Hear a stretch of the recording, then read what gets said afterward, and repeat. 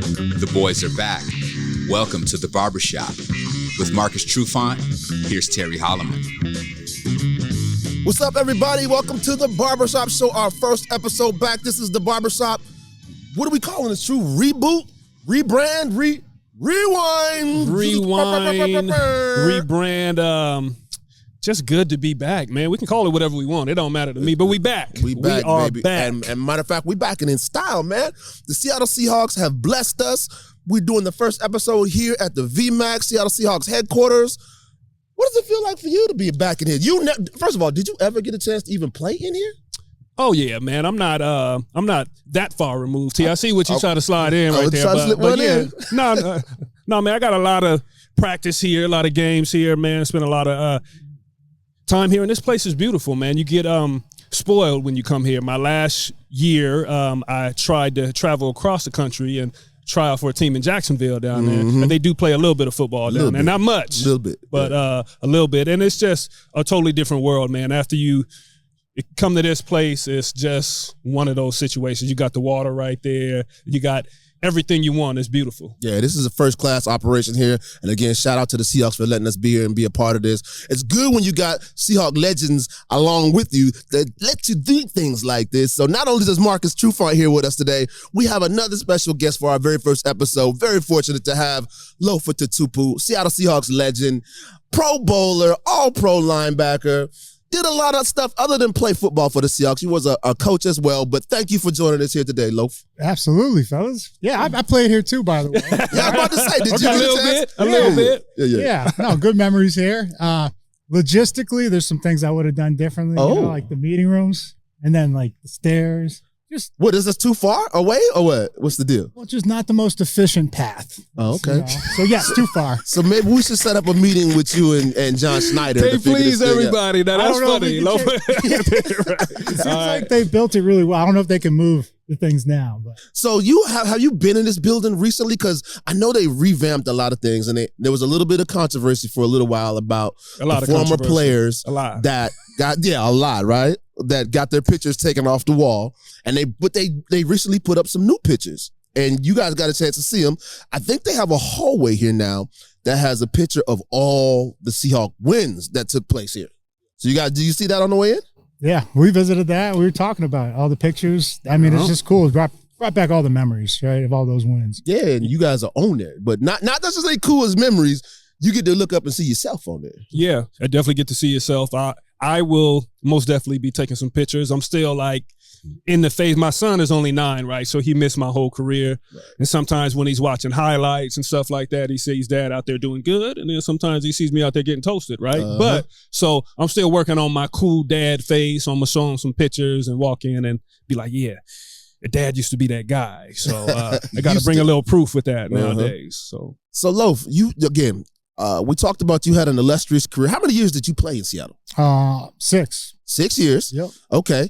But you also had some very good years. You were All-Pro, Pro Bowl. Talk about that a little bit. Yeah, just when you're on a great team and you have success, some individuals get recognized. We went to a Pro Bowl together, me and Marcus. A couple other guys too. Walt Jones, always out there. But it's, firm believer, if we weren't winning, those things don't really happen. It's rare. Like you got to be a Hall of Famer like Walt or Tez, right? Which like that Tez winning Player of the Year on a 2-4 team to me, is the most iconic thing that's ever happened because you have to do so much and be such a problem to opposing offenses to get that kind of recognition. Oh, yeah. And so, but yeah. So for everybody that's out there that's watching this that might not know what he's talking about the iconic, legendary defensive tackle Cortez Kennedy. Now, what he means by that is at one point the Seahawks were 2-14, right? Yep. Not only were they 2-14, but Cortez Kennedy is a defensive lineman. So I can't even remember when was the last person that was a defensive lineman, nevertheless on a 2-14 team, that made the defensive player of the year in the NFL. I can't recall. Maybe was it Aaron Donald? Maybe? Donald, maybe? And he was a freak of nature. Yeah. So, I mean, it's elite company that he's in. So, by the way, I was just catching that little humble vibe he was doing, like, oh, it takes a great team to be a Pro Bowler. Bro, you was a Pro Bowler. Lofa was that guy. Man. But, I mean, it doesn't. No one gets there alone. Of course, it's a team sport, but I think in today's day and age, especially because I got kids, coach some of their teams, and everyone's just worried about stats. Right. I didn't give a shit about stats. Okay. And Marcus can attest to it. Like, did we win? Okay. Now, if you want, you can look at the stats, but it was always about winning and chasing championships, man, chasing banners. Like, that's all I wanted to do. I'll step in and give Lofa his flowers if he's not going to do it for himself, man. Being a defensive back, there is a couple groups that are your best friends on the field, right? Starts with the D lineman. I always say the best coverage you can have is a sack, right? Mm-hmm. And then you got your linebackers, and they save us little guys on the back, of course, in the run game and all this kind of stuff. Actually, this is a fun fact. I've had many injuries in my career, right? One of my injuries is from this gentleman to my left. Oh, spill it. We used to call it friendly fire, right? And it's one of those situations to where, I'm kind of holding on for dear life, kind of trying to get a guy to the ground. Lofa, of course, being the enthusiastic player that he was getting to the ball and inadvertently or accidentally brought some of that energy to me, and it hit me in my back and ended up broke my back. Spinal? Fractured. Spinal? Fractured transverse process. That's a term. Wait, this really happened? This really happened. You didn't know you broke Trufon's back?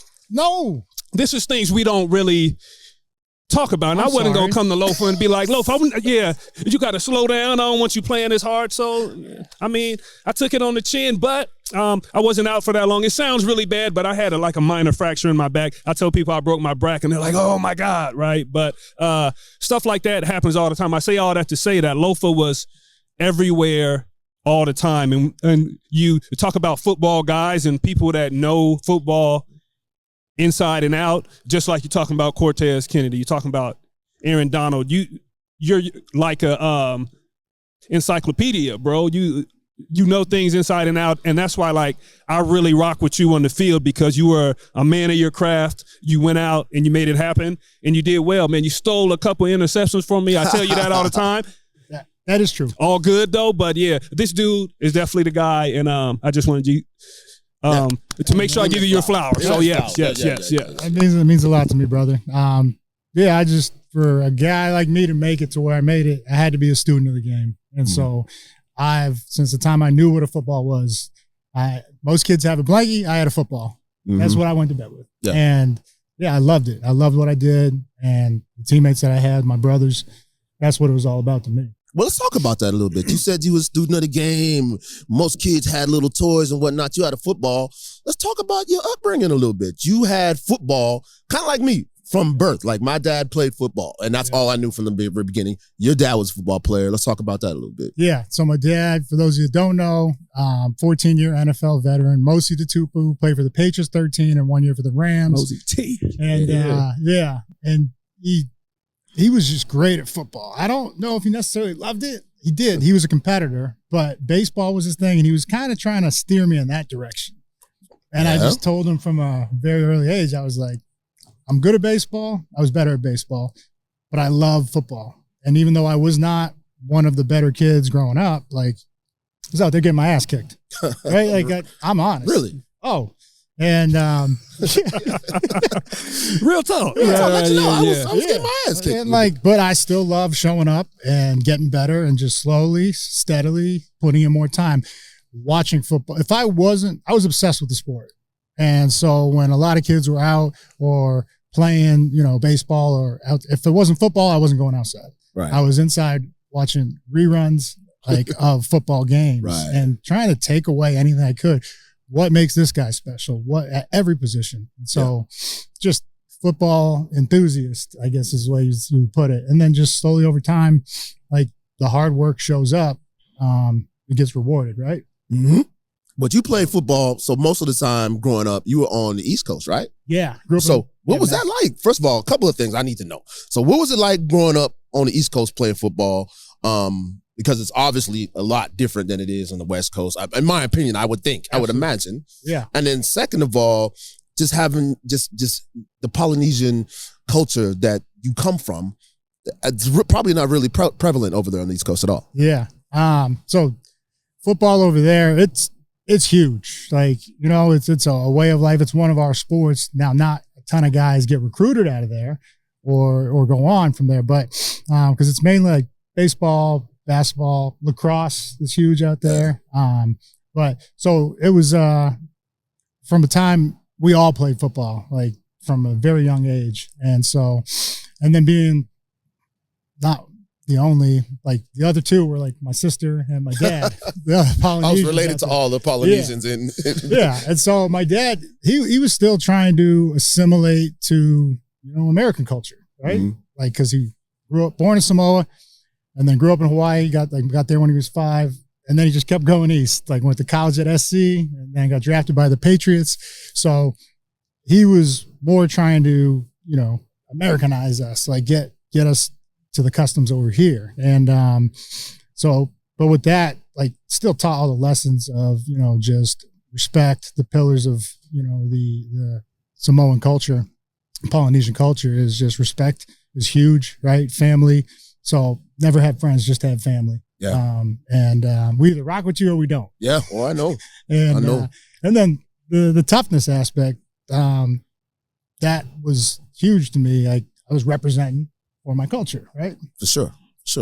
You've done a good job representing for it as well. Thank you. Pretty good. I'll just add, man, just thinking about that, man, and kind of, I don't know if it's like a generational thing. I guess I really couldn't say that because we're a little bit older. I know we were talking about that earlier. You asked me if I dyed my hair. I said, yeah, right. So I'm, of course, I'm getting a little older, but just talking through like that underdog type of role, right? And nowadays with the kids and where they're at, and in the sports world, and trying to I guess grow, man, and further your career, and you always have to be the top guy. And we can get into everything. I know this could go down the rabbit hole, but you're talking about transferring and the exposure and all that. Things are a little bit different now. And when we were trying to really make it happen, man, and just trying to make a name for yourself was like almost like it was secondary, or at least for me, right? You went out there and you played for the love of the game. So I can totally understand what you're talking about, Lo. You know, I loved all sports too. Of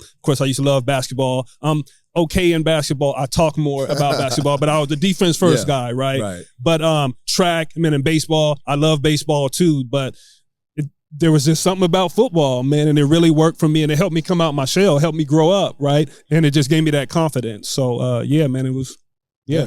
Well, you touched on something, True, and I kind of want to get both of your opinions on this as two guys that made it to the most upper echelon when it comes to professional sports, period. You were both professionals. You had storied, long careers.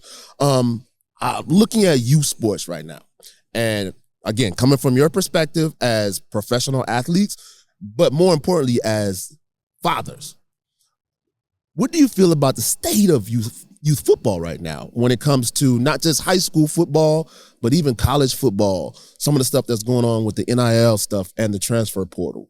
How do you feel about that? Do you want to take that one first? I'll take a quick swing at it because I know your answer is going to be much deeper and better than mine. That could go a little nasty on that, so y'all be nice. But yeah,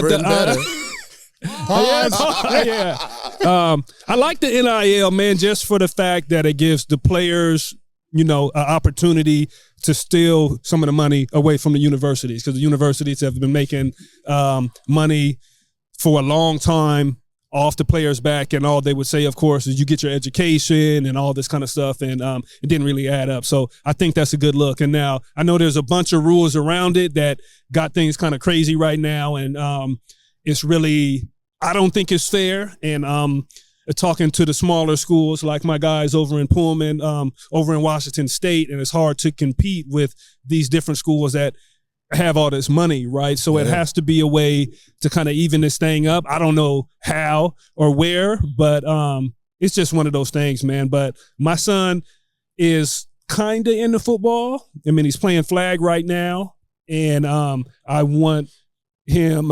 Does he express like, Dad, I love this, like, because you know that at certain points you have to love it, right? Yes, yeah, not quite yet.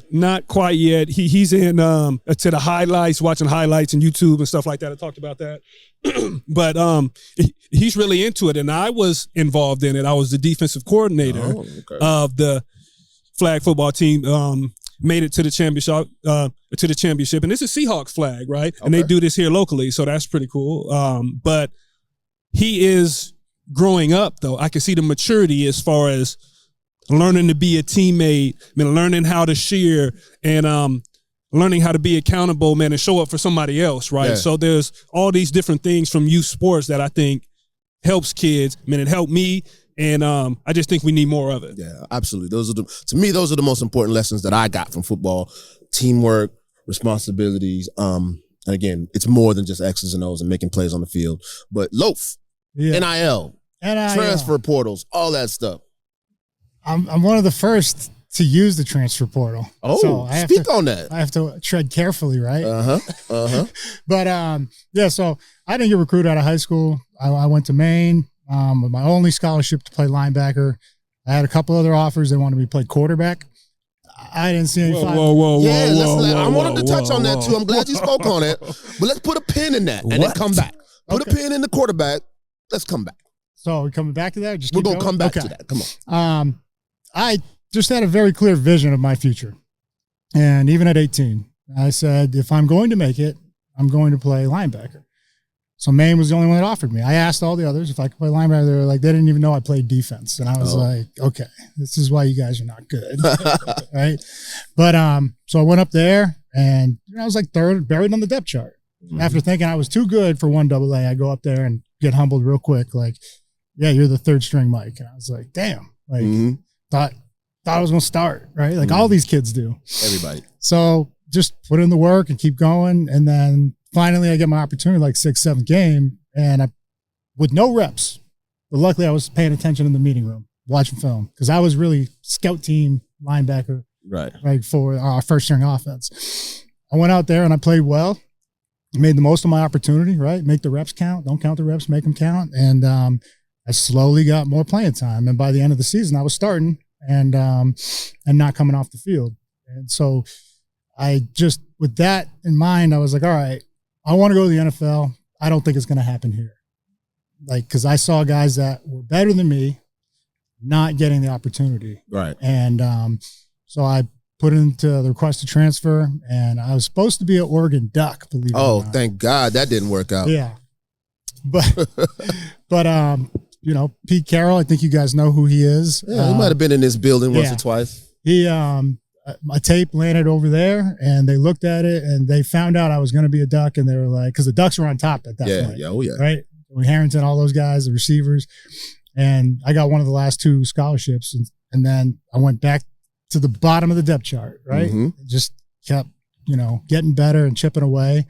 And that's like, I share this because when I talk to kids these days, all they ever say, All-American, Pro Bowl, all that stuff, but they don't tell the whole journey of like how far down I was and just kept climbing. Yeah. So I love the NIL and the portal for that. But if you're running from competition, you're wrong. Yeah. And I think that's the biggest, lesson that they need to know from this is, and I always tell, it's up to the kid. This is their future. Right. Like, you can only equip them with the best information to hope they make an informed decision. But at the end of the day, they have to know, and whatever your gut tells you, you got to do. And because they have to live with it. Right. Whether it works out or not. Yeah. But I love, because there's a lot of guys that we have teammates, all of us, that they were great. One injury kept them from making the league. Right? Yep. And so 100%. I do like that. And then in regards to the schools, like there's opportunity in tough times. And, if I was one of the big schools with a lot of money, get a GM. Is that the move? That's your advice to the schools out there. You could get a general manager to run things. You could do that, or you could pay the wrong kids over and over and over and keep losing and not getting results. That's true. Or you could pay one guy, and I'm not saying you got to give him, the money that NFL GMs are making. Right. But if they could find talent for you and like guys that are hungry, right? Yeah. Then yeah. And in line with what you're saying, I mean, I'm looking at the landscape of it right now, and I'm seeing these kids that end up from year to year transferring from school to school not because necessarily the opportunities on the field are better, And to me, and I'm super old school. Like I said, I'm looking at the opportunities on the field. Like, can I have a better opportunity to get on the field and transition to the next level if I move to this school?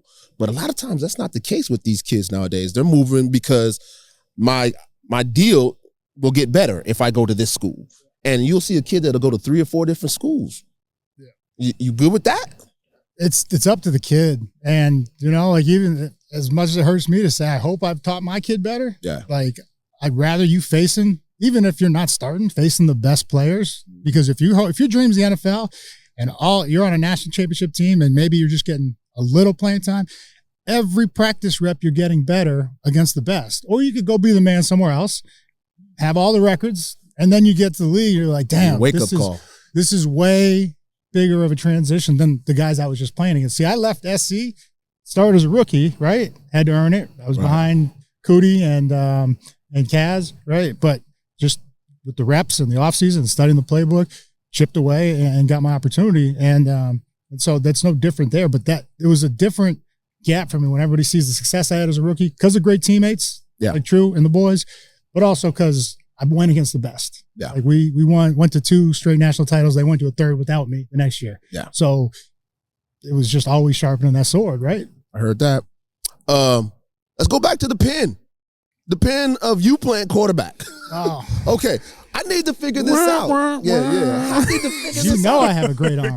How does a guy that's a linebacker, an all-pro linebacker, play quarterback at the same time? Like I'm assuming you played both positions in high school. Yep. So you line up on defense in one series, and you out there smacking cats, and then the next one you line up taking snaps. Tell me about this, man. Well, I mean, think about what that does to a defense or that you're going against, right? Like I got to go tackle this dude. Yeah, they see me at quarterback now, right? Right. They're like, wait, that's the same guy that just smoked me now. The tough kids are trying to hit you back. To get back. That's what I was going to say. But some just aren't built like that. And so, my dad, I had to play quarterback.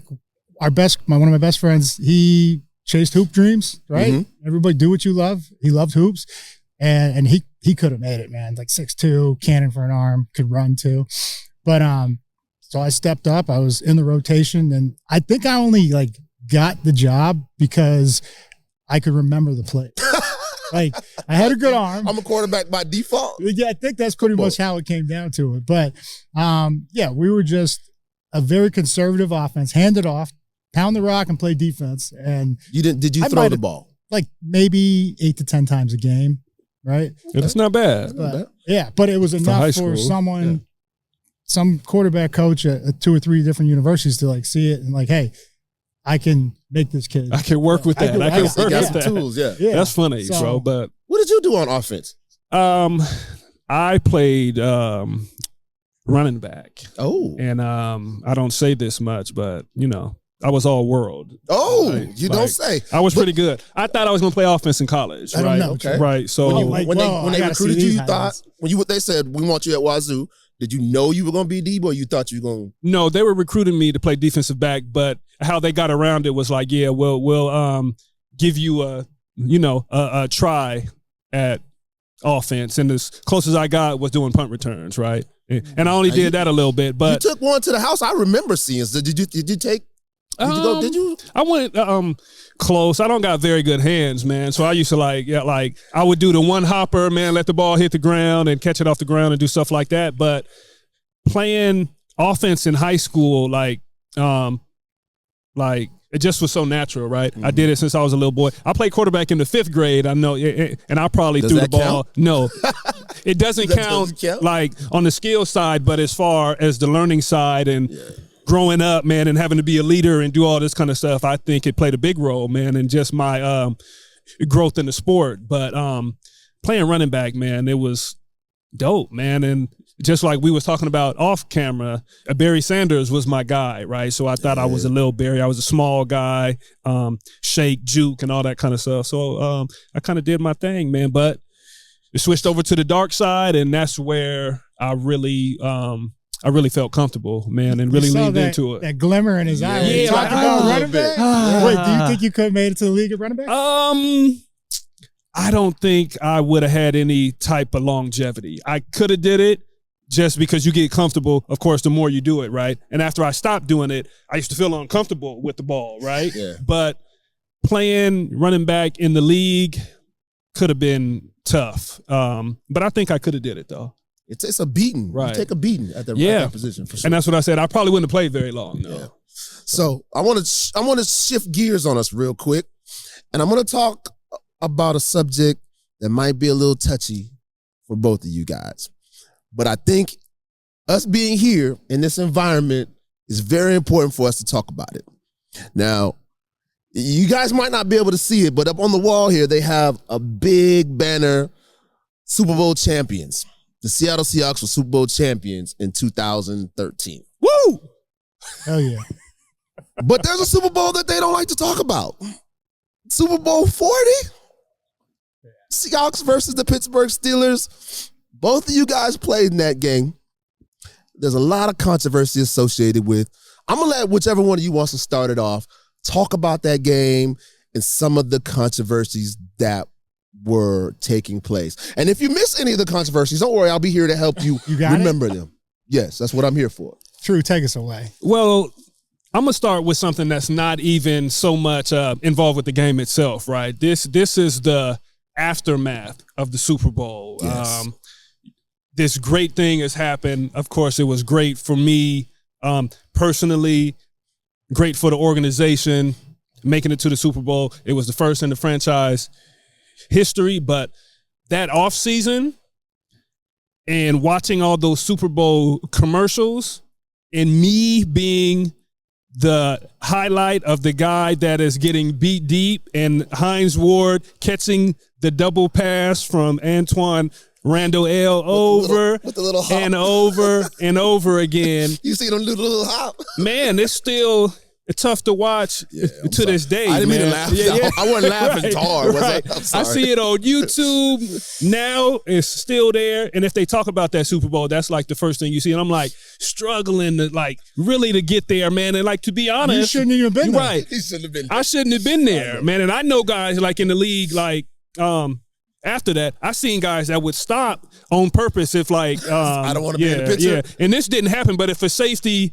came down and he was supposed to be back, and of course the coaches, all the coaches want you to finish through the ball and make sure you get there. Guys would just stop because they don't want to be in that frame. I wasn't there yet. I was still in the mindset, oh man, I gotta hustle, I gotta try to get there. And I'm like chasing. So it looks bad, man. And that is ingrained in my brain. That played for the whole off season. So that was a rough off season for me, man. And that's I'm just gonna be honest. I was not even gonna mention that part. Well, I'm glad you did.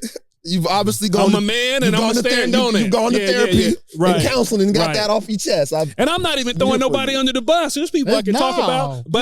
But a quick Marquand Manuel always told me, and he was playing safety at the time, but he got hurt. And he was like, True, I apologize. I was hurt in the game. We couldn't do this, X, Y, Z. And I got a little comfort from that, man, but it was a tough off season, man. It's still tough now. Kenny Hamlin was hurt too, wasn't he? Kenny Hamlin was hurt as well. Yeah, so you guys were a little down. Yeah, you weren't even supposed to be there though. Like you, everybody don't know that who's watching that on TV, though. But your peers do. The peers know, because I guarantee you, like other coaches that review it, they're like, "Damn, look at this dog! Like he's going after he just went probably 110 yards from the backside and gave max effort." I know. I thought that was my perspective. I'm lucky it really wasn't no social media then, though, because tore your ass up. seen it. I know. I seen it on commercials, but it really didn't run like that. It didn't get legs like that. But yeah, man, that was just something I was like, always like, damn, man, it wasn't even me. But it's like, I'm on those Super Bowl videos, though. You get the DVD, and you get the tape, and you get a poster and all that. I'm all over that, man. The Hines Ward is celebrating, doing his thing. I bet you Hines Ward, wherever he at right now, he got a crib. Yep. That got that picture hanging that like poster above the fireplace, and his kids and grandkids. I'm sorry, man, but they're gonna be. That's an incredible picture, Grandpa. Who is that back there running after you? Man, look like he's struggling back there. You toasted him, but no, it wasn't a toast. Okay, so we got that out the way. Okay, now let's talk about the rest of the controversy. Loaf, from your perspective, tell us about that game. I mean, in the moment, yeah, there was some bullshit going on. Yeah. The one that there's so many. I guess start with the one that was most vivid in my mind. when they didn't cross the goal line. Yes. Ben Roethlisberger. Yeah. And then That was his rookie year, if I remember correct. Maybe It might was have been a rookie. second year. All right. And then stretched out across. And the ref, like, he's right there and sees it. And he just throws his hands up. And I was like, there's no way. Yeah. And then I was like, they're going to review it. But it was like the first year of irrefutable, which I don't even know what that means. But nobody knows what it means. Like, I'm guessing you can't go back on it. Yeah. And so they just called it as they saw it. Mm-hmm. And then, even Ben was over on the sides like, I didn't get in, but we're going to go for it on fourth. Like the Steelers were like, yeah, it's getting ready to go. That shit wasn't across. Right. But then, like, I could see how the push off and stuff, or the DJ, they were tussling. So there was a controversial tic-tacky.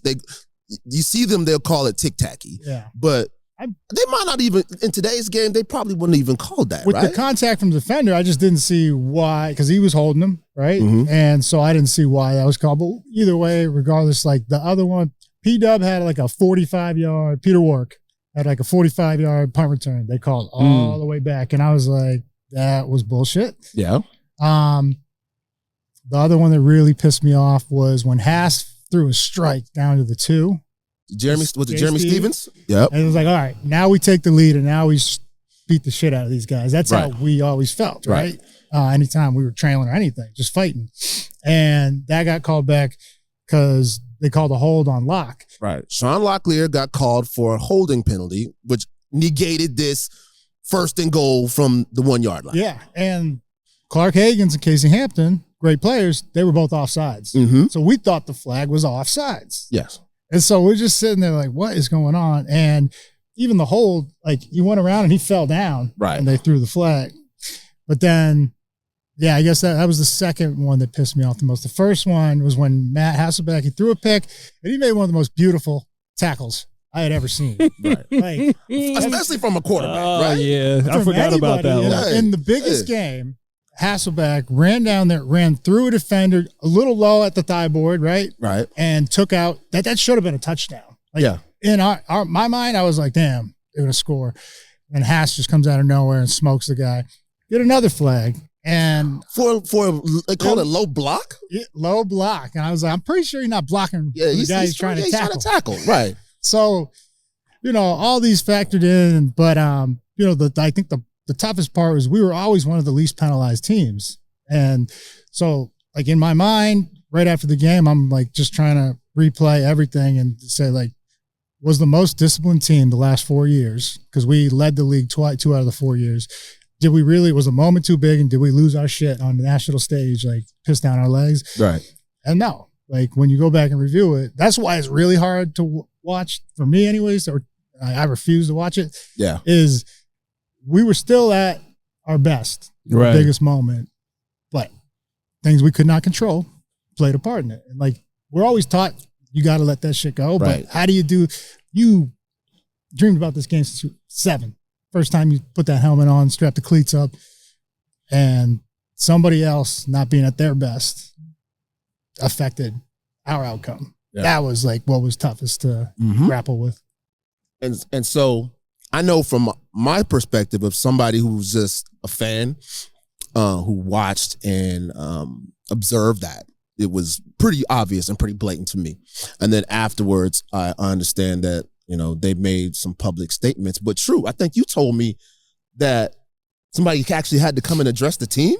I don't know if they had to, T, but they did. We was in that meeting room across the hallway over there, and it was 2 referees, I believe, right? It was Bill Levy for sure. Yep. And I think there was another one that worked the game with. And they came here and gave us the official apology. I'm not really sure about the science behind that and what that was going to do for either side, right? Because to me, that just makes them look worse. I guess if you admit it, I guess you're standing on your decision or whatever. But you come into a situation to where we've lost the game, and of course we feel terrible, right?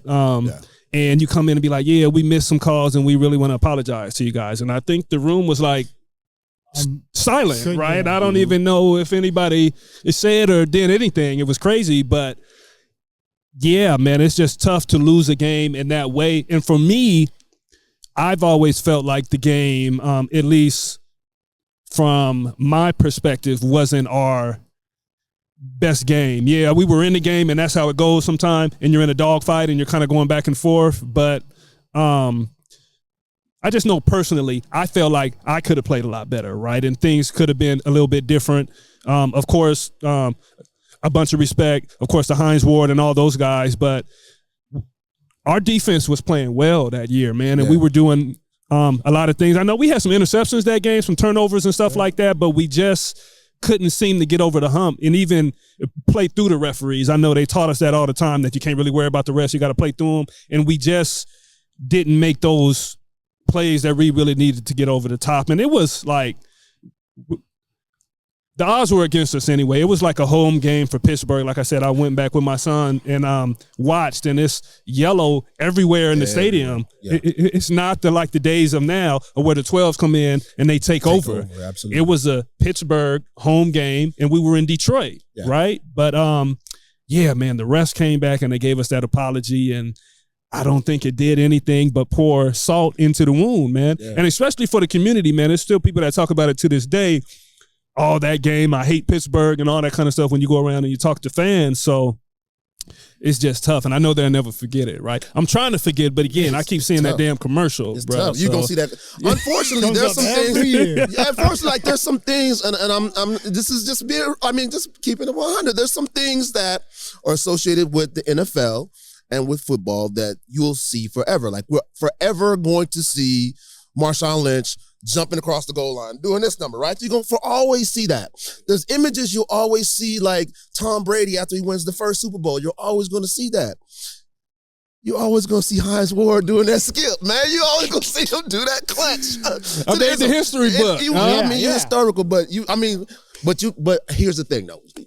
It doesn't take away from 10 years of a lucrative, incredible career that you had here in Seattle. That's a good friend, T. I appreciate you trying to build me up when I'm feeling a little down, man. Listen, man. I can appreciate that. I've been at the bottom of they say everybody gets their turn in the barrel, right? I've been in the barrel. So, again, so the apology comes in. It doesn't make anything better. Is that something eventually that you have to learn to let go of? Absolutely. I'm just speaking personally. Like, I was very pissed off, right? Very forgiving person, but again, just to piggyback not that on day that, though. because and people don't really appreciate it because you mentioned it a minute ago that this is a moment that you dream about from the time you first put on your football cleats at like 5, 6, 7 years old. That one day I could play in the Super Bowl, and people don't understand what it takes to get to that point, and not just to get to that point, but that moment is so fleeting that most people will never, ever get the chance to do it. And once you get a chance to do it, it is so much harder to do it again. So you're probably sitting there in the locker room like, we made it to the Super Bowl. How hard was it for us to get here in the first place? We got to do it again? To 17 years is how long I waited to get to that game. Mm-hmm. I dreamed about that game for 17 years. And to be just pretty much told, nah, it's just not your time. And for the wrong reasons. Right. Not like anything we did, right? Because even with all those calls, you're supposed to get blown out. You should be down 3, 4 touchdowns, 4 scores. It was 21-10. That's how it ended. And that was even more frustrating. But you make peace with it that there was literally nothing we could do. And we just sound bitter if we're still holding on to it, right? And so it was tough to hear them, big man, and big ups to him. R.I.P. Bill Levy, first of all, because I'm not gonna sit here and bash someone that can't defend themselves, right? I would have really rather he just said, I called it how I saw it. And I could have been like, hey, man, Bill, I get it. Right. And no one perfect. Things happen on the field, right. Right. We all been there. Right. But like you said, when you factor in how long you've been, and the odds of going back are not in your favor. Right. It's tough, man. Yeah. You must release and let go of it, or it'll just consume you. Yeah. True. Any last thoughts on it before we put it to bed? Because we're going to put it to bed right here today. We are going to put the controversy that is associated with Super Bowl 40 and the Seahawks. We're going to lay it to rest here today in the VMAG. True. I'm good with it.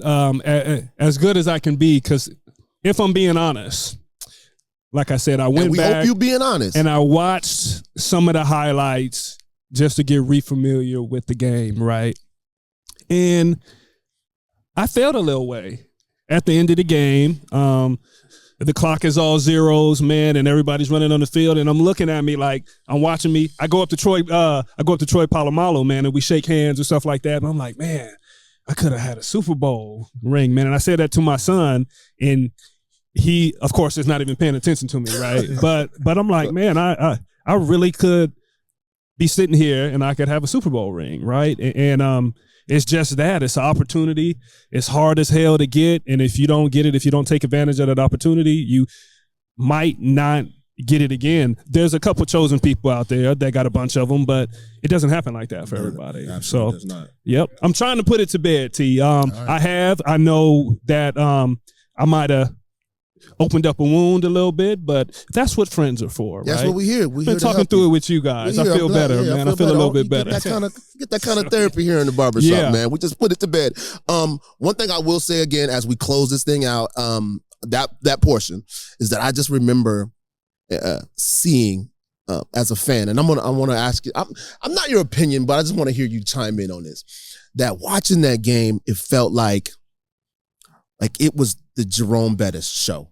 Like they were setting everything up for Jerome Bettis to have this moment. You know, the bus is he's had this storied career, and this is going to be his opportunity to finally pull one out. And then a lot of people were saying, and they still say it to this day, that the NFL is rigged. That some of these games are rigged. They're staged. They're this, that, and the third. Speak on that. I mean, I know it's dumb for me to say as a football player because I know the answer, but I want you guys to tell the people out there. Football, NFL, rigged? Please explain the ridiculousness of that. I don't see it.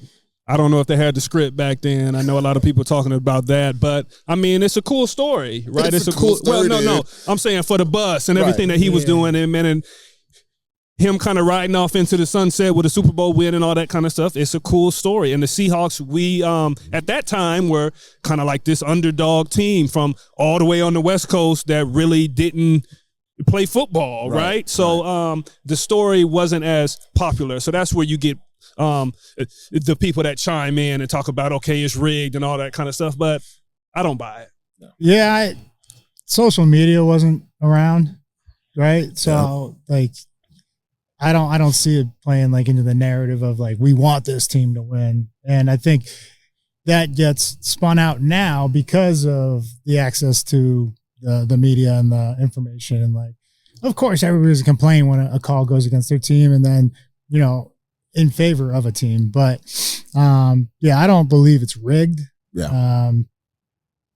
Even that game, like, did it make for a cool story, like True said? Yeah, because one of the all-time greats. Yeah, the bus, but not rigged. Nah. Yeah, I agree. I agree. It's impossible, in my opinion, to rig a football game when you got players that are running fast and competing hard. You got full-on competitors. You guys know everybody that's in that locker room. To get there, you have to be a full-on competitor. So, nobody, in my opinion, is going to go out there and purposely take a L on the field. Not just because people are watching, but because I'm a warrior, man. I didn't come out here to let somebody else beat me or show me up. And I know both of you guys are like that. And so probably a lot of people you play with are like that. So I, for one, definitely don't think the games are rigged unless you're talking about Patrick Mahomes. Patrick Mahomes, y'all rigging stuff. Y'all know what y'all doing.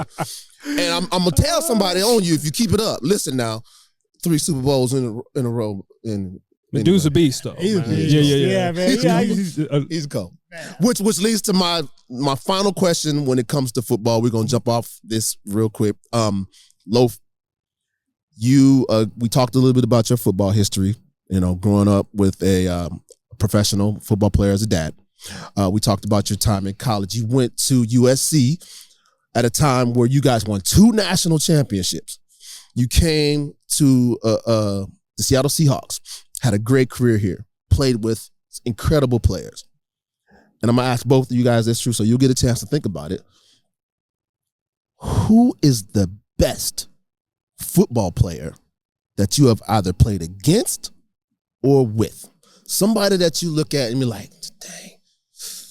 Like, if I was playing against him, I had to bring it every play, or he was just, I sat on the sideline sometimes and just watched this dude like, damn, that boy can go.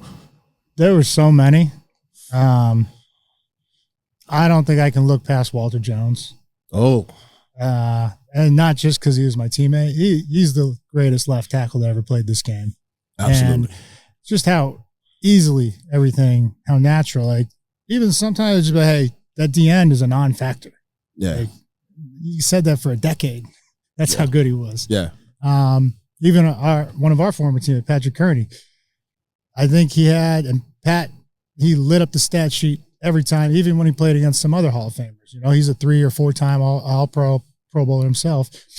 He said it was one of the hardest days he ever had. And for Pat to say that, then you know, man, because Pat was always prepared.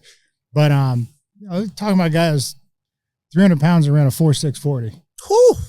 He could have played tight end. He could have played any other position on the line. I mean, and he could have played D-line. Like, it was just how natural. And that's not just 300. He was massive, like tall, 6'5", long arms. Yeah. Oh, everything. And there's the footwork is what I marveled at. It's like, even when a guy did have him, like a all Hall of Famer he was going against had him, like the way he could correct and, you know, regain his balance and what would have ultimately been a sack, forced fumble for everybody, for that guy, was just, oh, I got blocked again. Yeah. Like, that guy was insane.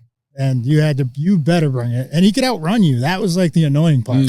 It's like, just big. He's not just going to push you right. down and push you away. I'm just outrun you to this point. We ran a lot of toss back then with Sean, and they just ran behind him and Hutch. And so, all right, if you're lucky enough to get by Hutch, you know, and which I'm just running laterally anyways. But then you get to Walt, and it's just you, him, and Sean.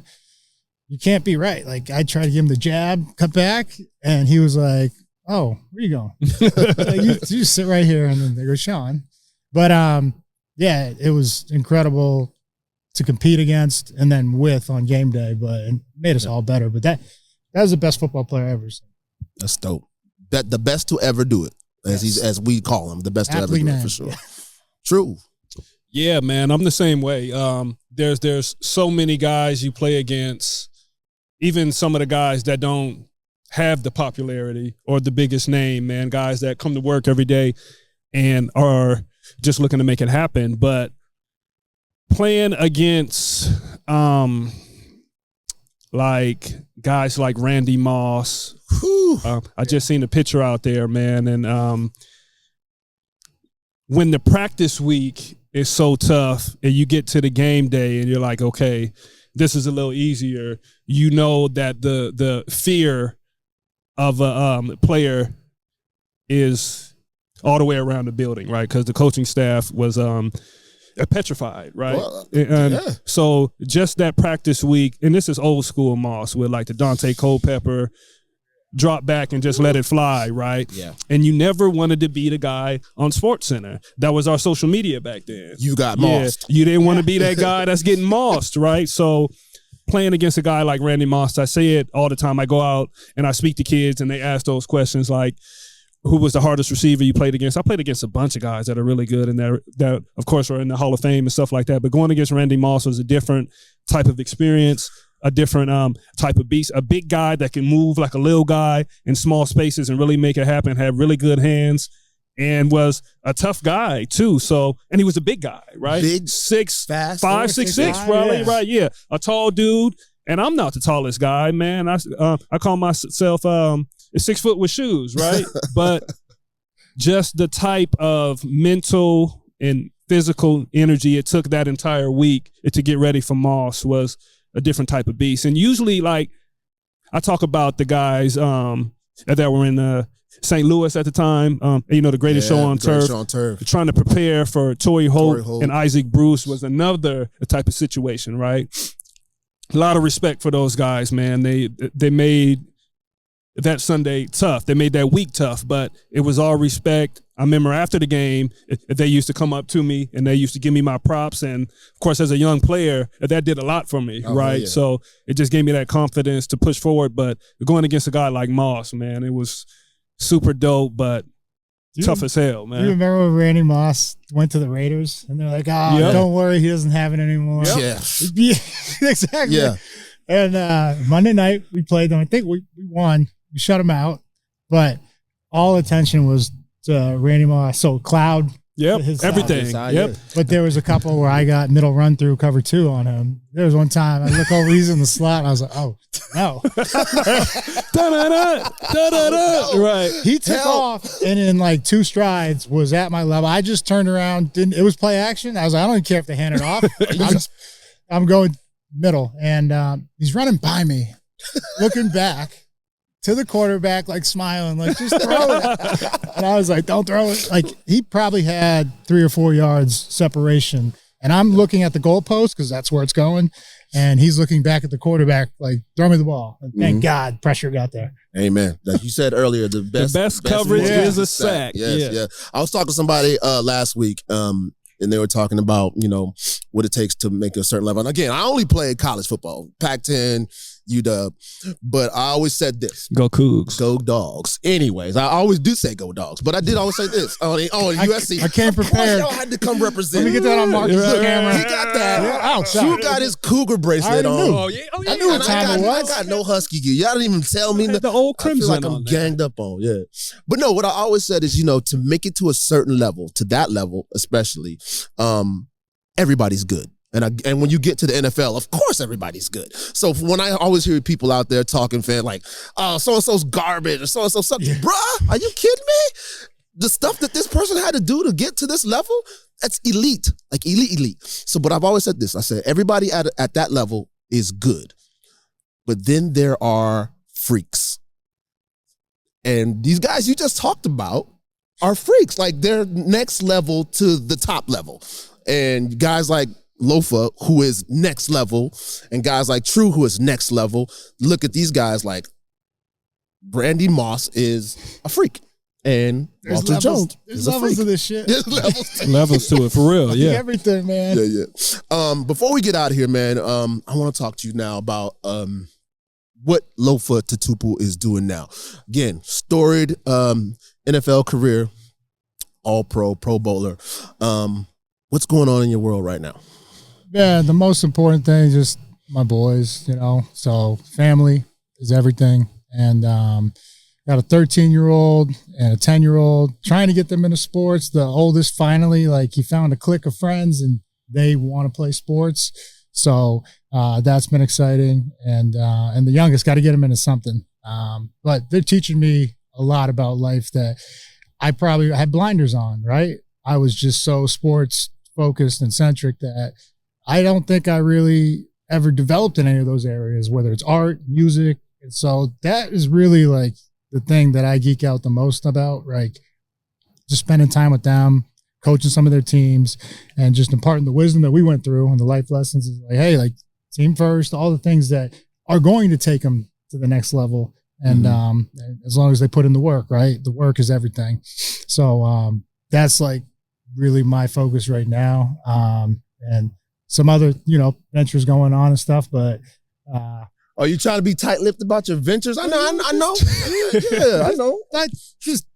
You asked me what I really focus on. That's really, but Lofa gonna come on my show and you asked me what I'm focused on. I told you. Pretty much back up to you, or I'm gonna come across your mic. I don't want no problems. I don't want no problems. But yeah, that's what it's about for me. I really, not to get too deep here, but my dad passed at 54. Mm-hmm. If I'm lucky, I have 12 more years. Right? That can go by like that. It's the reason I stepped away from coaching. I love coaching. I loved every part of it. But I missed their 3rd and 4th and 6th and 7th birthdays because of the coaching schedule. And so just putting things into perspective about what is important, because you only have so much time on this earth, right? Yeah. And but that they'll listen to you, right? And so that's really just developing them, not just in sports, but as human beings, and just, giving back and being grateful for the moment. Yeah. So I would agree. The outside of sports and athletics and football, one thing that we all have in common is we're all dads.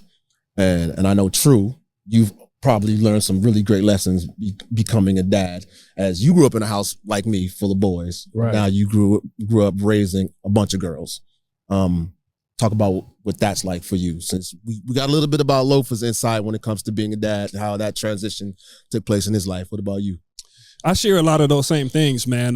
That is why I chose not to do coaching as I transitioned away from the NFL, right? Just because I knew the time commitment. And in most situations, the coach is spending more time at the facility, a lot more time than the players are, right? So I knew what that looked like.